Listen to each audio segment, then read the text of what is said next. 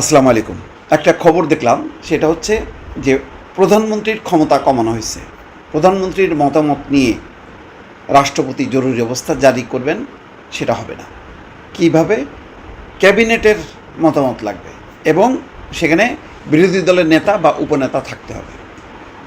তারপর জরুরি অবস্থা জারি করা যাবে। এর ফলে কী হলো? প্রধানমন্ত্রীর ক্ষমতা কমে গেল।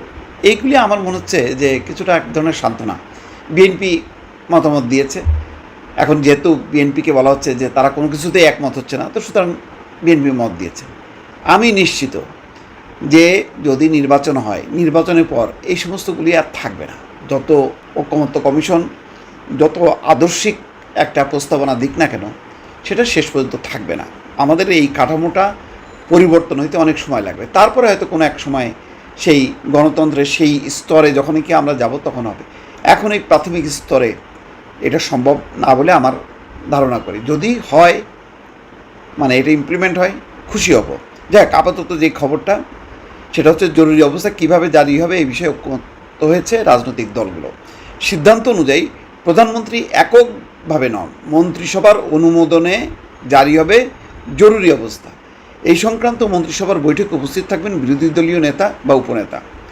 আচ্ছা, জরুরি অবস্থা যখন জারি হয় তখন ওই সময় বিরোধী দলের নেতা বা উপনেতা এরা কি কখনো মানে একমত হবে? আমাদের এখানে রাজনৈতিক পরিস্থিতিতে জরুরি অবস্থা জারি হয়, সাধারণত বন্যা, দুর্যোগ বা যুদ্ধকালীন পরিস্থিতিতে হয় না। তো সুতরাং এটা খুব একটা মানে বিশাল কিছু তা তো না। মূল বিষয়টা থেকে কিন্তু আমরা সরে যাচ্ছি। এখনও পর্যন্ত তত্ত্বাবধায়ক সরকারের কাঠামো আমরা পাইলাম না। সেই কাঠামো কেউ কেউ বলছেন যে না, মানে সর্বশেষ অবসরপ্রাপ্ত প্রধান বিচারপতি হবেন তত্ত্বাবধায়ক সরকারের প্রধান, এই বিধানটা বাতিল করা দরকার, বিচার বিভাগকে এখানে সংশ্লিষ্ট করার দরকার নেই।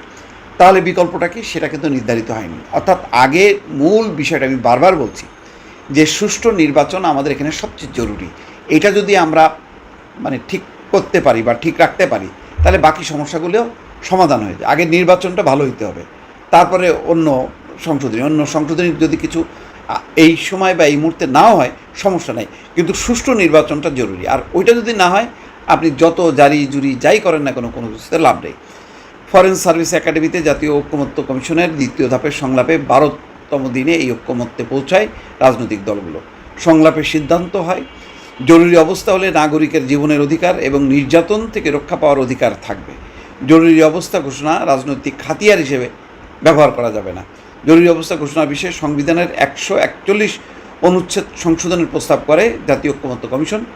সেখানে বলা হয়েছে 141-এর ক মানে 1-এর ধারা অনুযায়ী রাষ্ট্রপতি যদি সন্তোষজনকভাবে প্রতীয়মান হয় তার কাছে যে এমন জরুরি অবস্থা বিদ্যমান রয়েছে বা যুদ্ধকালীন বহিরাক্রমণ, আভ্যন্তরীণ বিদ্রোহের দ্বারা বাংলাদেশের যে কোনো অংশের নিরাপত্তা বিঘ্নিত হবে, অর্থনৈতিক জীবন বিপদের সম্মুখীন, তাহলে তিনি অনধিক 90 দিনের জন্য জরুরি অবস্থা ঘোষণা করতে পারেন। তবে বৈধতার জন্য জরুরি অবস্থা ঘোষণার আগে মন্ত্রিসভার লিখিত অনুমোদন দিতে হবে। বিদ্যমান সংবিধানে 120 দিনের কথা বলা আছে। একই সঙ্গে জরুরি অবস্থা ঘোষণার বৈধতার জন্য ঘোষণার আগে প্রধানমন্ত্রীর প্রাইম মিনিস্টারের সই বা স্বাক্ষর লাগবে। এখন ওইটাকে পরিবর্তন করে বিরোধী দলের নেতা বা উপনেতা উপস্থিতিতে সেই ক্যাবিনেট মিটিংয়ে সেই সিদ্ধান্ত হইতে হবে। এই হলো পরিবর্তন। এটা খুব মানে বিরাট কিছু, এটা আমার কাছে মনে হচ্ছে না। দর্শক ভালো থাকবেন, আল্লাহ হাফেজ।